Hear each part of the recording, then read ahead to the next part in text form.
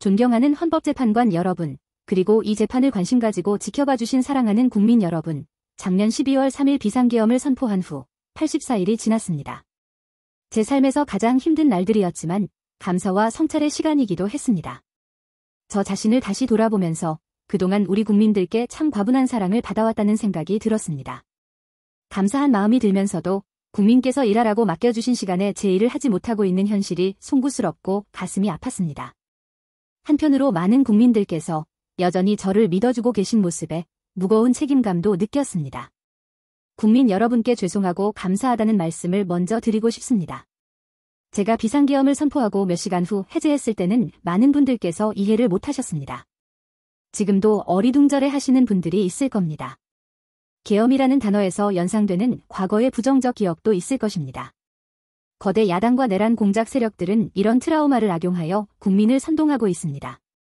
그러나 1.23 비상계엄은 과거의 계엄과는 완전히 다른 것입니다.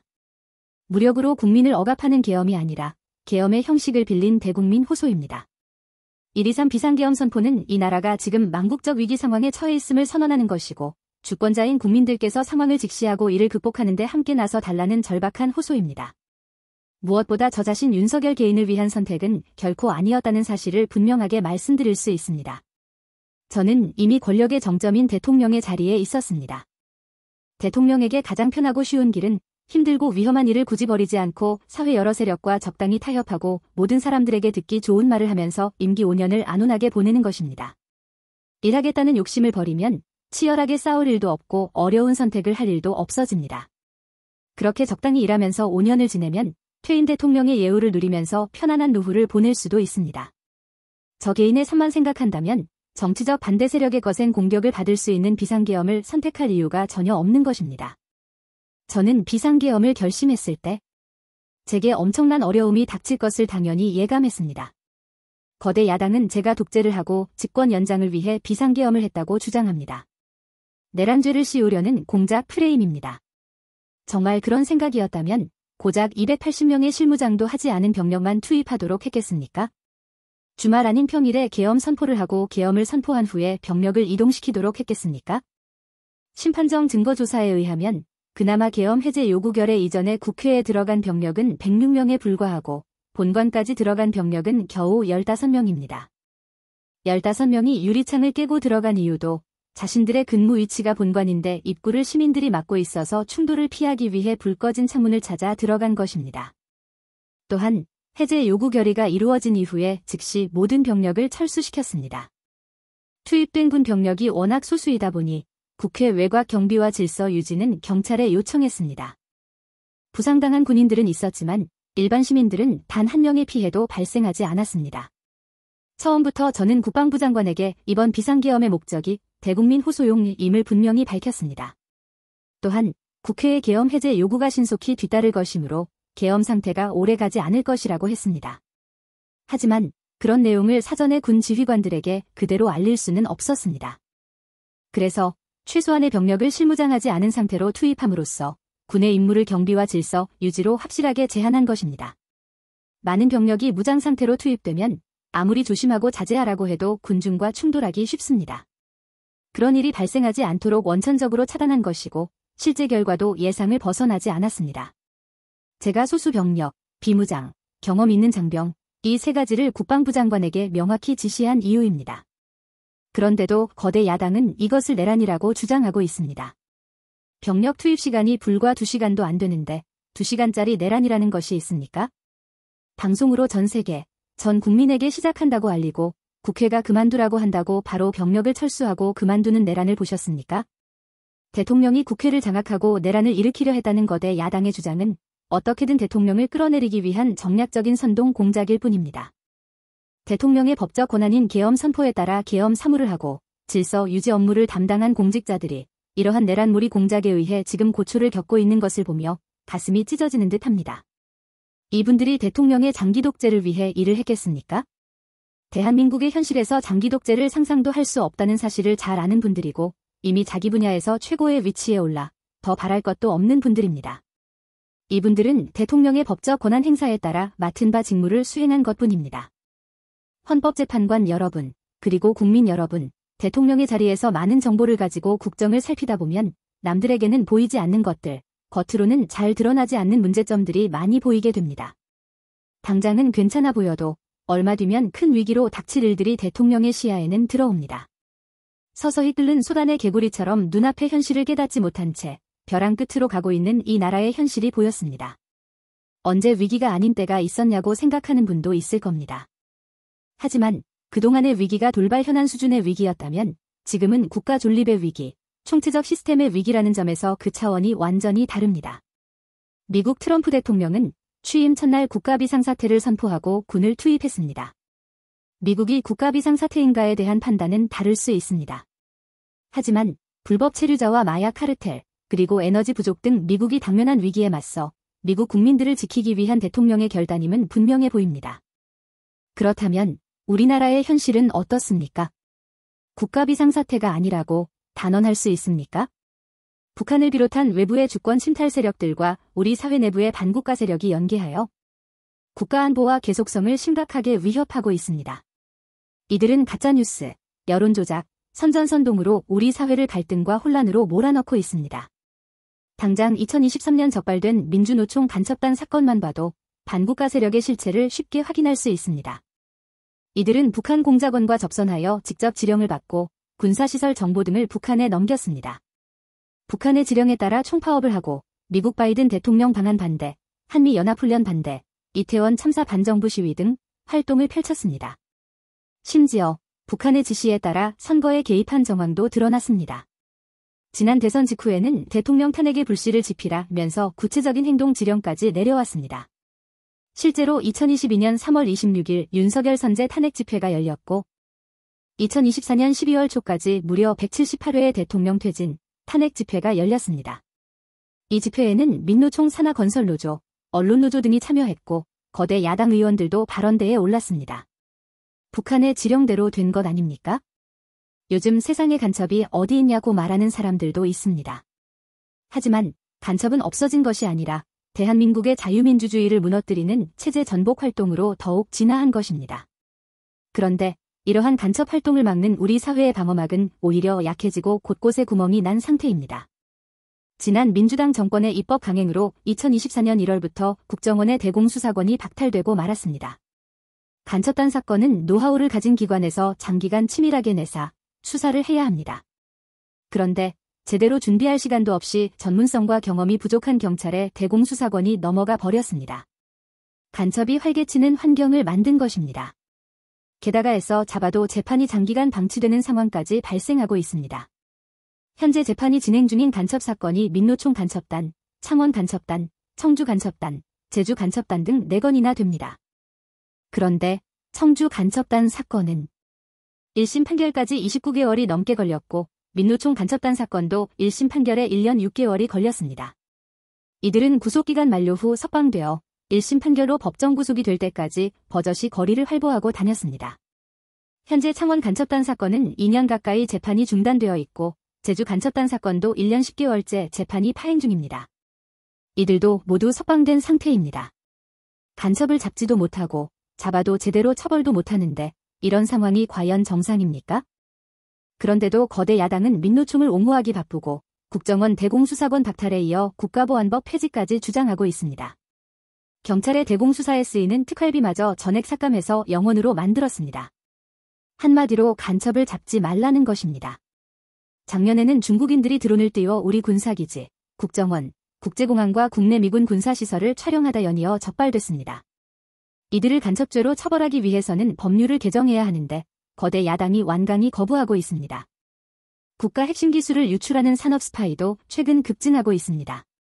반도체, 디스플레이 등 기술 유출 피해가 수십조 원에 달하는데 3분의 2가 중국으로 유출됩니다.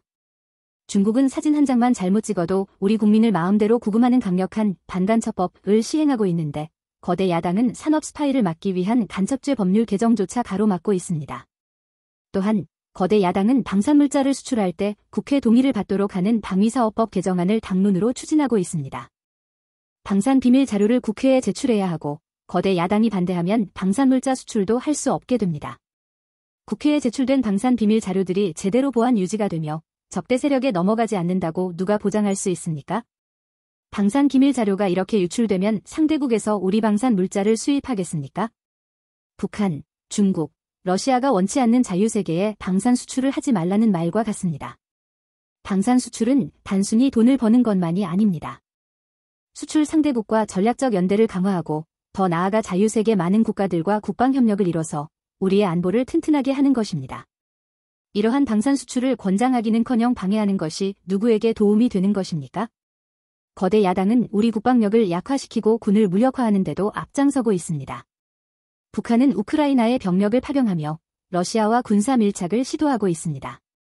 우리에게 매우 심각한 안보 위협입니다. 그런데도 이를 살피기 위해 청관단을 보내려 하자 거대 야당은 당시 신원식 국방장관 탄핵까지 겁박하며 이를 결사적으로 막았습니다. 심지어 거대 야당은 우크라이나 청관단 파견, 대북 확성기와 오물풍선 대응 검토 등 우리 군의 정당한 안보 활동까지 외환죄라고 주장하고 있습니다. 국가와 국민의 안전을 지키려는 대통령을 전쟁광이라고 비난하고 북핵 위협에 대응하는 한미일 합동훈련을 극단적 친일 행위라고 매도했습니다. 1차 대통령 탄핵 소추안에는 북한, 중국, 러시아를 적대시한 것이 탄핵 사유라고 명기하기까지 했습니다. 190석에 달하는 무소불위의 거대 야당이 우리나라와 우리 국민 편이 아니라 북한, 중국, 러시아의 편에 서 있는 것입니다. 이러한 상황이 국가위기 상황이 아니면 뭐란 말입니까? 이뿐이 아닙니다. 거대 야당은 핵심 국방 예산을 삭감하여 우리 군을 무력화하려 하고 있습니다. 거대 야당은 전체 예산 가운데 겨우 0.65%를 깎았을 뿐이라고 주장합니다. 하지만 그 0.65%가 어디냐가 중요한 것입니다. 마치 사람의 두 눈을 빼놓고 몸 전체에서 겨우 눈알 2개 뺐다고 말하는 것과 같은 이야기입니다. 거대 야당이 삭감한 국방 예산은 우리 군의 눈알과 같은 예산입니다. 북한 핵과 미사일 기지를 선제 타격하는 킬체인의 핵심인 정찰자산 예산을 대폭 삭감했습니다.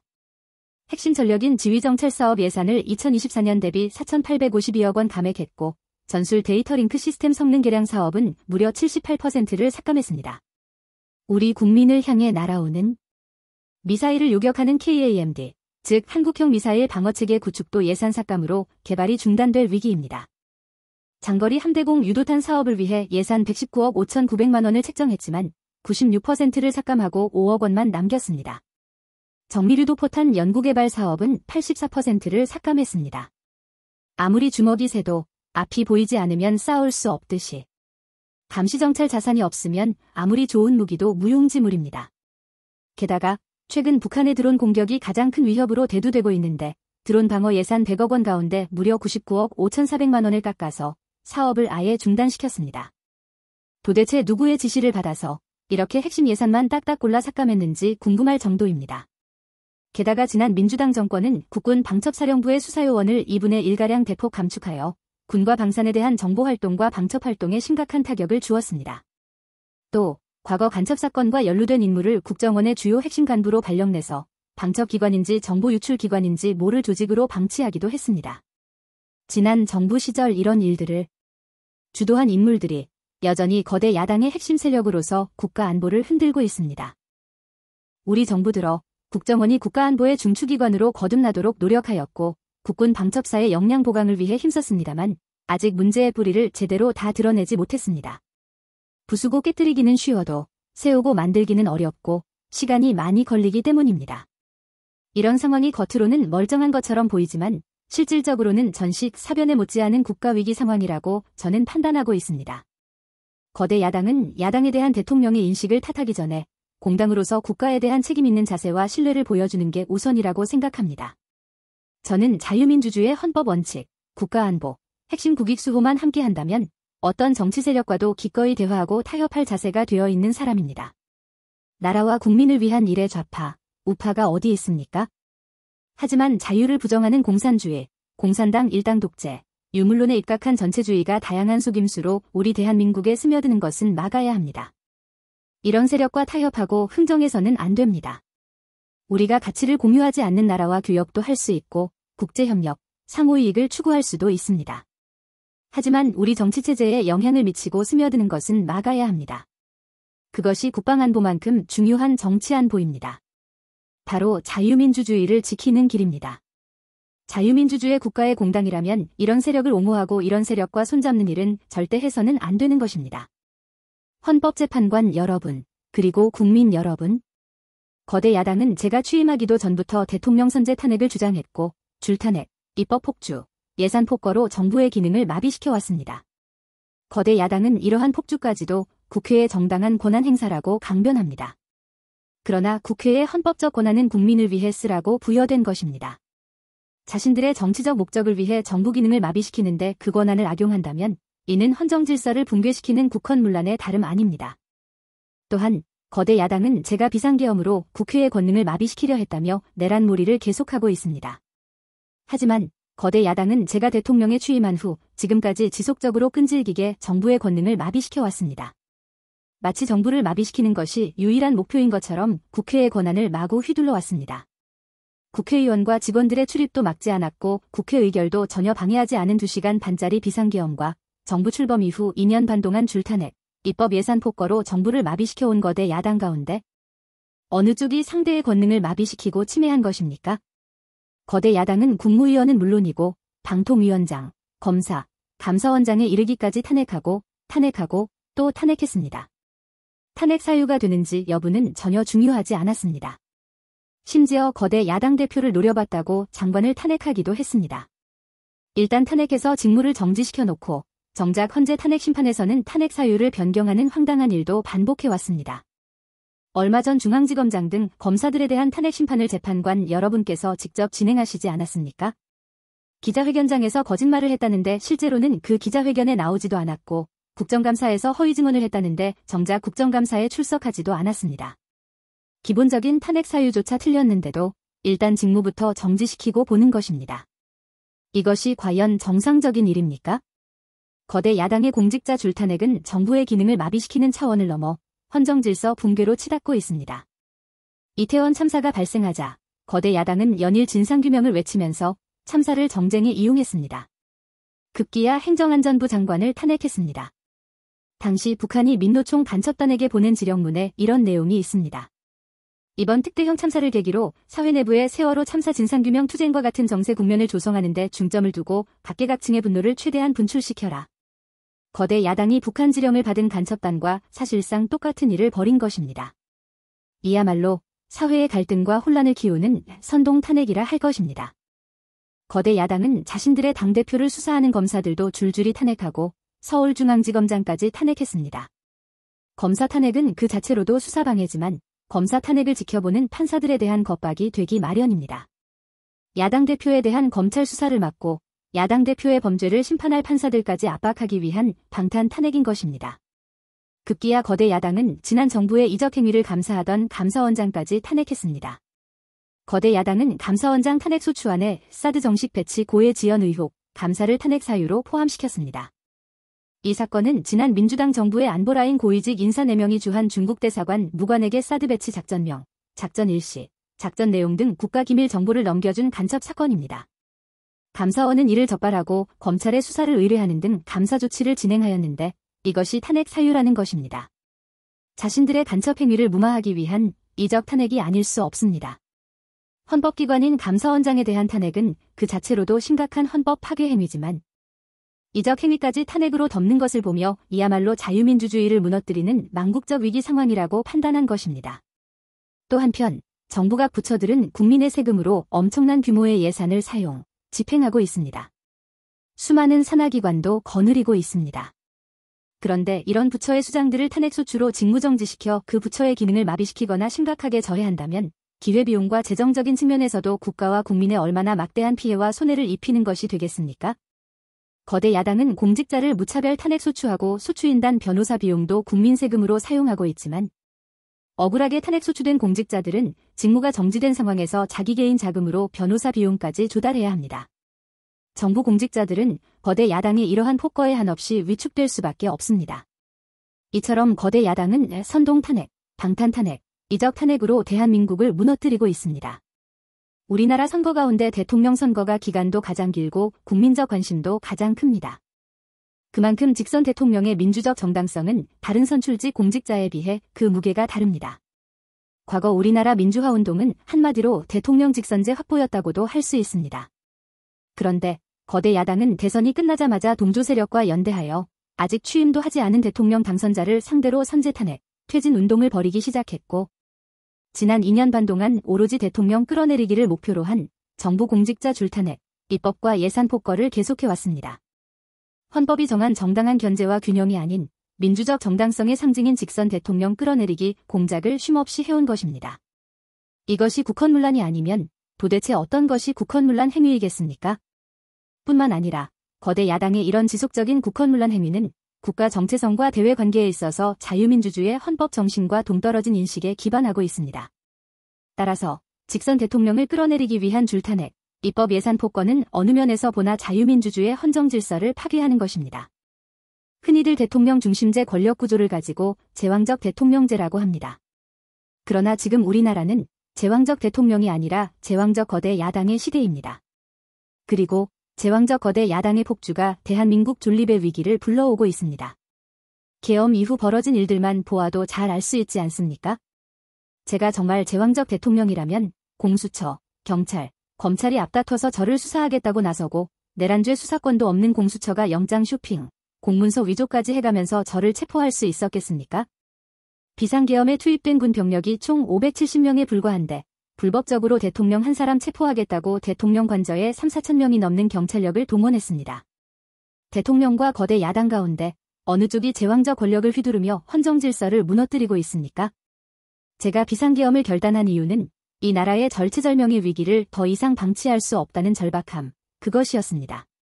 저는 주권자인 국민들께 이러한 거대 야당의 반국가적 폐악을 알리고 국민들께서 매서운 감시와 비판으로 이들을 멈춰달라고 호소하고자 했습니다. 국정마비와 자유민주주의의 헌정질서 붕괴를 막고 국가 기능을 정상화하기 위해 절박한 심정으로 비상계엄을 선포한 것입니다. 1.23 비상계엄 선포는 국가가 위기 상황과 비상사태에 처해 있음을 선언한 것입니다. 국민을 억압하고 기본권을 제한하려는 것이 아니라 주권자인 국민께서 비상사태의 극복에 직접 나서주십사 하는 간절한 호소입니다. 그런데 거대 야당은 제가 국회의 요구에 따라 계엄을 해제한 그날부터 탄핵 시동을 걸었습니다. 하지만 비상계엄은 범죄가 아니고 국가위기를 극복하기 위한 대통령의 합법적 권한 행사입니다. 저는 긴급 국무회의를 거쳐 방송을 통해 비상계엄을 선포했고 질서 유지를 위해 국회에 최소한의 병력을 투입했으며 국회가 해제 요구 결의를 하자 즉각 병력을 철수하고 국무회의를 소집해서 계엄을 해제했습니다. 다 알고 계시다시피 2023년 중앙선관위를 포함한 국가기관들이 북한에 의해 심각한 해킹을 당했습니다. 중앙선관위는 이 같은 사실을 국정원으로부터 통보받고도 다른 국가기관들과 달리 점검에 제대로 응하지 않았고 울며 겨자 먹기로 응한 일부 점검 결과 심각한 보안 문제가 드러났기 때문에 중앙선관위 전산 시스템 스크린 차원에서 소규모 병력을 보낸 것입니다. 선거의 공정과 직결되는 중앙선관위의 전산 시스템 보안 문제는 우리 자유민주주의 체제의 핵심 공공재이자 공공자산을 지키는 일이기 때문입니다. 더구나 선거소송에서 드러난 다량의 가짜 부정투표용지, 그리고 투표 결과가 도저히 납득하기 어렵다는 통계학과 수리과학적 논거 등에 비추어 중앙선관위의 전산 시스템에 대한 투명한 점검 필요성이 꾸준히 제기되어 왔습니다. 이런 조치들의 어떤 부분이 내란이고 범죄라는 것인지 도대체 이해할 수가 없습니다. 비상계엄 자체가 불법이라면 계엄법은 왜 있으며 합동참모본부의 계엄관은 왜 존재합니까? 헌법재판관 여러분, 그리고 국민 여러분. 저는 2021년 6월 29일 처음으로 정치 참여를 선언했습니다. 대통령이라는 자리가 영광의 길이 아니라 형극의 길이라는 사실을 잘 알고 있었습니다. 대통령직을 아주 가까이에서 지켜보신 어떤 분은 우리나라 대통령직은 저주의 길이라면서 저를 만류하시기도 했습니다. 그러나 자유민주주의라는 헌정질서가 무너지고 있는 상황에서 나라를 지키고 싶어 정치를 시작했습니다. 그때 정치 참여를 선언하면서 국민께 드린 약속이 있습니다. 우리의 미래를 짊어질 청년들, 국가를 위해 희생한 분들, 산업화에 일생을 바친 분들, 민주화에 헌신하고도 묵묵히 살아가는 분들, 성실하게 세금을 내는 분들, 이런 국민들이 분노하지 않는 나라를 만들겠다는 약속이었습니다. 청년들이 마음껏 뛰는 역동적인 나라, 자유와 창의가 넘치는 혁신의 나라, 약자가 기죽지 않는 따뜻한 나라. 국제사회와 가치를 공유하고 책임을 다하는 나라를 만들겠다고 국민께 약속을 드렸습니다. 거대 의석과 이권 카르텔이 나라의 주인 노릇을 하는 데 맞서 빼앗긴 주권을 되찾아 드리겠다고 국민 앞에서 다짐을 했습니다. 그날 이후 지금까지 단 한순간도 이 약속을 잊은 적이 없습니다. 국민의 선택을 받아 대통령이 된 후 이 약속을 지키기 위해 쉼없이 노력하고 또 노력했습니다.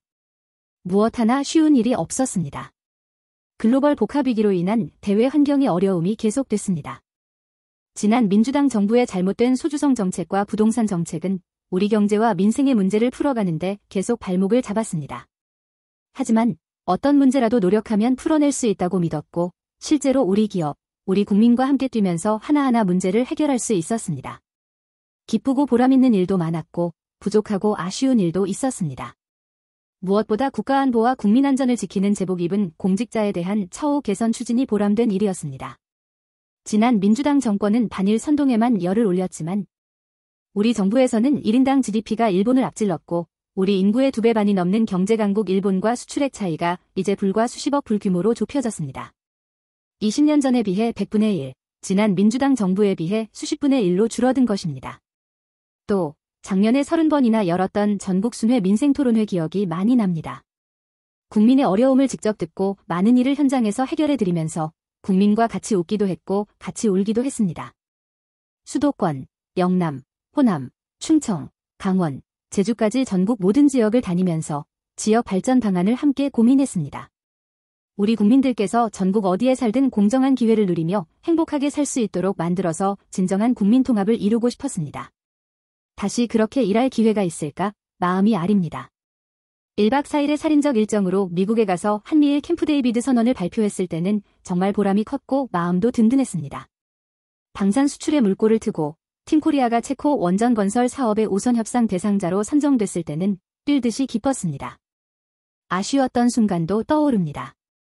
기업과 국민들에게 꼭 필요한 법안들은 하염없이 뒤로 밀어놓고 거부권을 행사할 수밖에 없는 위헌적 법안, 핵심 국익에 반하는 법안들이 야당 단독으로 국회에서 일사천리로 통과될 때는 정말 답답했습니다. 국방, 치안, 민생을 위해 꼭 필요한 아킬레스건 예산들이 삭감됐을 때는 막막한 심정이 들었습니다. 지금 저는 잠시 멈춰 서 있지만 많은 국민들, 특히 우리 청년들이 대한민국이 처한 상황을 직시하고 주권을 되찾고 나라를 지키기 위해 나서고 있습니다. 비상계엄의 목적이 망국적 위기 상황을 알리고 헌법제정 권력인 주권자들께서 나서주시기를 호소하고자 하는 것이었는데 이것만으로도 비상계엄의 목적을 상당 부분 이루었다는 생각이 듭니다. 저의 진심을 이해해 주시는 우리 국민, 우리 청년들에게 진심으로 감사의 말씀을 드리고 싶습니다. 제가 직무에 복귀하게 되면 나중에 또다시 계엄을 선포할 것이라는 주장도 있습니다. 터무니없는 이야기입니다. 계엄의 형식을 빌린 대국민 호소로 이미 많은 국민과 청년들께서 상황을 직시하고 나라 지키기에 나서고 계신데 계엄을 또 선포할 이유가 있습니까? 결코 그런 일은 없을 것입니다. 헌법재판관 여러분, 그동안 심판정에서 다뤄진 쟁점들 가운데 2가지 쟁점에 대해서만 간략하게 말씀드리고자 합니다. 세세한 사실관계를 언급하기보다 상식의 선에서 간단히 말씀을 드리겠습니다. 우선 제가 국회의원을 체포하거나 본회의장에서 끌어내라고 했다는 것입니다. 정말 터무니없는 주장입니다. 상식적으로 이렇게 해서 도대체 뭘 어떻게 하겠습니까? 의원들을 체포하고 끌어내서 계엄 해제를 늦추거나 막는다 한들 온 국민과 전 세계가 지켜보고 있는데 그 다음에 뭘 어떻게 하겠습니까? 계엄 당일 국회의장의 발언대로 국회는 어디서든 본회의를 열어서 계엄 해제를 의결할 수도 있습니다. 영화나 소설에는 나오기도 하지만 현실적으로 이런 일을 하려면 군으로 국가를 완전 장악하는 계획과 정치 프로그램을 갖고 있어야 합니다. 그런데 실제 상황이 그랬습니까? 계엄 사무를 담당할 주요 지휘관들이 비상계엄 직전에 어디에 있었는지 심판정 증거조사에서 다 드러났습니다. 장관 재가를 받아 지방 휴가를 가거나 부부 동반 만찬, 간부 만찬 회식을 하다가 계엄이 선포된 직후에야 국방부 장관으로부터 업무 지시를 받았습니다. 준비된 치밀한 작전 계획이나 지침이 없었기 때문에 혼선과 허술함도 있었습니다. 국방부 장관이나 지휘관들이나 경험이 풍부한 군사 전문가들인데 왜 이랬겠습니까? 1.23 계엄 선포는 계엄 형식을 빌린 대국민 호소이고 과거 계엄과 다른 것이었기 때문입니다. 이미 민주주의를 수십 년 경험하고 몸에 밴 우리 50만 군이 임기 5년 단임 대통령의 사병 역할을 할 리가 있습니까? 제가 비상계엄을 선포한 이유는 오로지 주권자인 국민들에게 국회의 망국적 독재로 나라가 위기에 빠졌으니 이를 인식하시고 감시와 비판의 견제를 직접 해주십사 하는 것이었습니다. 공화국의 대의제 위기에 헌법제정 권력인 주권자가 직접 나서달라는 호소였습니다. 의원을 체포하거나 끌어내라고 했다는 주장은 국회의 280명의 질서 유지 병력만 계획한 상태에서 전혀 앞뒤가 맞지 않는 이야기입니다. 국회가 비어있는 주말도 아니고 회기 중인 평일에 이런 병력으로 정말 말이 안 되는 이야기입니다. 국회의원만 300명이고 국회 직원들과 보좌진을 합치면 몇천 명이 넘습니다.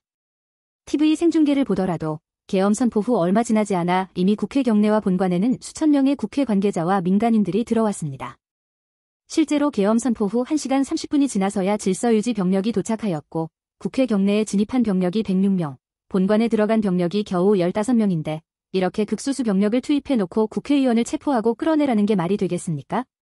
게다가 의결정족수가 차지 않았으니 본회의장에 들어가서 의원들을 끌어내라고 했다는데 의결정족수가 차지 않았으면 더 이상 못 들어가게 막아야지 끌어낸다는 것은 상식에 반합니다. 본관에 진입한 군인들은 본회의장이 어딘지도 몰랐다고 합니다. 무엇 하나 말이 되지 않습니다. 단 한 사람도 끌려나오거나 체포된 일이 없었으며 군인이 민간인에게 폭행당한 일은 있어도 민간인을 폭행하거나 위해를 가한 일은 단 한 건도 없었습니다. 실제로 일어나지도 않았고 일어날 수도 없는 불가능한 일에 대해 이런 주장을 하는 것은 그야말로 호수 위에 비친 달빛을 건져내려는 것과 같은 허황된 것입니다. 거대 야당은 대통령의 헌법상 권한에 기해서 선포된 계엄을 불법 내란으로 둔갑시켜 탄핵 소추를 성공시켰습니다. 그리고는 헌법재판소 심판에서는 탄핵 사유에서 내란을 삭제하였습니다. 그야말로 초유의 사기 탄핵이 아닐 수 없습니다. 내란이냐 아니냐는 긴 시간의 복잡한 심리를 통해 가려지는 것이 아닙니다. 내란이냐 아니냐는 판례에서 보듯이 실제 일어난 일과 진행된 과정에서 드러난 결과로 판단하는 것이고 누가 봐도 쉽게 바로 알 수 있어야 내란이라고 할 수 있는 것입니다. 거대 야당과 소추단이 헌재 심판 대상에서 내란을 삭제한 이유는 심리 시간을 단축시키려는 것이 아니라 내란의 실체가 없기 때문입니다. 더구나 1.23 계엄은 발령부터 해제까지 역사상 가장 빨리 종결된 계엄입니다. 그러다 보니 계엄사령부 조직도 구성되지 못했고 예하 수사본부 조직도 만들어지지 못한 채 그냥 계엄이 종료되었습니다. 겨우 몇 시간 평화적으로 진행된 계엄을 내란이라고 볼 수 없는 것입니다. 이어서 비상계엄 국무회의에 대해 말씀을 드리겠습니다. 계엄 당일 국무회의는 국무회의로 볼 수 없다는 주장이 있습니다. 그런데 국무회의를 할 것이 아니었다면 12월 3일 밤에 국무위원들이 대통령실에 도대체 왜 온 것입니까? 국무회의가 아니라 간담회 정도였다는 주장도 있습니다만 그날 상황이 간담회 할 상황입니까? 간담회는 의사정족수도 없는데 왜 국무회의 의사정족수가 찰 때까지 기다렸겠습니까? 당일 저녁 8시 30분부터 국무위원들이 차례로 오기 시작했고 저는 국무위원들에게 비상계엄에 대해 설명하고 국방부 장관이 계엄의 개요가 기재된 비상계엄 선포문을 나눠주었습니다. 국무위원들은 경제적, 외교적으로 어려움이 있을 수 있다고 우려했고 저는 대통령으로서 각 부처를 관장하는 국무위원들의 생각과 다른 생각을 가지고 있으며 국가가 비상상황이고 비상조치가 필요함을 설명했습니다. 그리고 각 부처 장관의 우려사항, 예를 들어 경제부 총리의 금융시장 혼란 우려와 외교부 장관의 우방국 관계 우려는 걱정하지 말라고 했습니다. 국무위원들이 과거의 계엄을 연상하고 있어서 저는 걱정하지 말라고 한 것입니다. 의사정족수 충족 이후 국무회의 시간은 5분이었지만 그 전에 이미 충분히 논의를 한 것입니다. 다음날 새벽 계엄 해제 국무회의는 소요 시간이 단 1분이었습니다. 실제 정례, 주례 국무회의의 경우에도 모두 발언, 마무리 발언 등을 하고 많은 안건을 다루기 때문에 1시간가량 걸리지만 개별 안건이 심의 시간은 극히 짧습니다. 또한 비상계엄을 위한 국무회의를 정례, 주례 국무회의처럼 할 수는 없습니다. 보안 유지가 중요하고 그렇게 해야 혼란도 줄이고 질서유지 병력도 최소화할 수 있기 때문입니다. 이상민 전 행안부 장관은 지난 심판정에서 국무회의를 100여 차례 참석했지만 이번 국무회의처럼 실질적으로 열띤 토론이나 의사 전달이 있었던 것은 처음이라고 증언했습니다. 국무회의 배석을 위해 비서실장과 안보실장을 대통령실로 나오도록 했고 국가안보의 문제이기도 해서 국정원장도 참석시켰습니다. 1993년 8월 13일 김영삼 대통령께서 긴급재정경제명령으로 금융실명제를 발표했을 당시에도 국무위원들은 소집 직전까지 발표한다는 사실 자체를 몰랐고 국무회의록도 사후에 작성됐습니다. 그때 상황은 이인재 당시 노동부 장관께서 이미 자세히 설명하신 바 있습니다. 그러나 아무도 이를 두고 국무회의가 없었다고 하지 않았고 당시 헌법재판소는 긴급명령 발동을 모두 합헌이라고 결정했습니다. 그 밖에 여러 쟁점들에 대해서는 변호인단의 변론으로 가름하겠습니다. 헌법재판관 여러분, 그리고 국민 여러분, 저는 언젠가 해야 하고 누군가 해야 하는 일이라면 지금 제가 하겠다는 마음으로 대통령직을 수행해왔습니다. 그래서 임기 전반부 동안 역대 정부들이 표를 잃을까봐 하지 못했던 교육, 노동, 연금의 3대 개혁을 중심으로 국정개혁 과제를 과감하게 추진했습니다. 30년 동안 지지부진했던 유보통합의 첫걸음을 떼었고 늘봄학교와 융복학 고등교육, 그리고 지역 산업과의 연계 강화를 위한 과감한 권한 이전 등 교육개혁의 기틀을 마련했습니다. 노사법치의 틀을 새롭게 세우고 4차 산업혁명 시대에 적응하기 위한 노동유연화와 노동보호의 노동개혁 물꼬도 텄습니다. 국가적 난제였던 연금개혁도 역대 정부 최초로 방대한 수리 분석과 심층 여론조사를 진행하였고 수용성이 높은 방안을 만들어서 국회에 제출했습니다. 대통령 임기 초반에는 국민과 유권자에게 약속한 공약과 국정과제의 실천, 민생에 영향이 큰 사회개혁의 추진이 우선이기 때문에 이러한 스케줄에 맞춰 일해온 것입니다. 어느 정권이나 임기 초기에는 선거 공약과 국정과제 이행이 우선이므로 정치개혁에는 신경 쓸 여력이 없습니다. 그러다가 전직 대통령들의 5년 임기가 금방 다 지나갔고 변화된 시대에 맞지 않는 87체제가 여전히 유지되고 있습니다. 정치가 국민을 불편하게 만들고 국가의 발전을 가로막고 있습니다. 또 국가의 미래를 결정하는 일에 미래의 주역인 청년들이 참여할 수 있도록 정치와 행정의 문턱을 더 낮춰야 합니다. 제가 직무에 복귀하게 된다면 먼저 87체제를 우리 몸에 맞추고 미래 세대에게 제대로 된 나라를 물려주기 위한 개헌과 정치개혁의 추진에 임기 후반부를 집중하려고 합니다.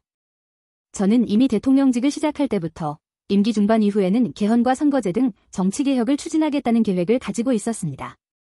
현직 대통령의 희생과 결단 없이는 헌법 개정과 정치개혁을 할 수 없으니 내가 이를 해내자고 생각했던 것입니다. 저는 여러 전직 대통령들이 후보 시절 공약하고도 이행하지 못한 청와대 국민 반환도 당선 직후 바로 추진하고 이행한 바 있습니다. 자녀 임기에 연연해하지 않고 개헌과 정치개혁을 마지막 사명으로 생각하여 87체제 개선에 최선을 다할 것입니다. 국민의 뜻을 모아 조속히 개헌을 추진하여 우리 사회 변화에 잘 맞는 헌법과 정치구조를 탄생시키는 데 신명을 다하겠습니다. 개헌과 정치개혁 과정에서 국민통합을 이루는 데도 노력을 다할 것입니다. 결국 국민통합은 헌법과 헌법가치를 통해 이루어지는 만큼 개헌과 정치개혁이 올바르게 추진되면 그 과정에서 갈라지고 분열된 국민들이 통합될 것이라고 믿습니다. 그렇게 되면 현행 헌법상 자녀 임기에 연연해할 이유가 없고 오히려 제게는 크나큰 영광이라고 생각합니다. 그리고 국정 업무에 대해서는 급변하는 국제정세와 글로벌 복합위기 상황을 감안하여 대통령은 대외관계에 치중하고 국내 문제는 총리에게 권한을 대폭 넘길 생각입니다. 우리 경제는 다른 어느 나라보다 대외 의존도가 매우 높습니다. 특히 미국 트럼프 행정부 출범 이후 국제 질서의 급변과 글로벌 경제, 안보의 불확실성에 크게 영향을 받을 수밖에 없습니다. 지금 우리가 국가 노선을 어떻게 선택하느냐에 따라 위기가 기회가 될 수도 있고 돌이킬 수 없는 재앙을 맞을 수도 있습니다. 글로벌 중추 외교 기조로 역대 가장 강력한 한미동맹을 구축하고 한미일 협력을 이끌어냈던 경험으로 대외관계에서 국익을 지키는 일에 매진하겠습니다. 존경하는 헌법재판관 여러분. 먼저 촉박한 일정의 탄핵 심판이었지만 충실한 심리에 애써주신 헌법재판관님들께 깊이 감사드립니다. 이번 심리는 내란 탄핵에서 내란 삭제를 주도한 소추단 측이 제시한 쟁점 위주로 이루어지게 되었고 그러다 보니 제가 1.23 비상계엄을 선포한 이유와 불가피성에 대해서는 충분히 설명드릴 시간이 부족했다고 생각합니다. 서면으로 성실하게 관련 자료를 제출하였으니 대통령으로서 고뇌의 결단을 한 이유를 깊이 생각해 주시기 바랍니다. 또 많은 국가 기밀 정보를 다루는 대통령으로서 재판관님들께 모두 설명드릴 수 없는 부분에까지 재판관님들의 지혜와 해안이 미칠 것이라 믿습니다. 다시 한번 재판관님들의 노고에 감사드립니다. 사랑하는 대한민국 국민 여러분. 국가와 국민을 위한 계엄이었지만 그 과정에서 소중한 국민 여러분께 혼란과 불편을 끼쳐드린 점 진심으로 죄송스럽게 생각합니다. 저의 구속 과정에서 벌어진 일들로 어려운 상황에 처한 청년들도 있습니다. 옳고 그름에 앞서서 너무나 마음이 아프고 미안합니다. 저는 대통령에 출마할 때 나라를 위해 목숨을 바치겠다고 결심을 했습니다. 지난 1.23 계엄과 탄핵 소추 이후 엄동설안의 저를 지키겠다며 거리로 나선 국민들을 보았습니다. 저를 비판하고 질책하는 국민들의 목소리도 들었습니다. 서로 다른 주장을 하고 있지만 모두 대한민국을 사랑하는 마음이라고 생각합니다. 부족한 저를 지금까지 믿어주시고 응원을 보내주고 계신 국민 여러분께 진심으로 감사드립니다. 저의 잘못을 꾸짖는 국민의 질책도 가슴에 깊이 새기겠습니다. 새로운 대한민국으로 도약하는 디딤돌이 될 수 있도록 모든 노력을 다하겠습니다. 감사합니다.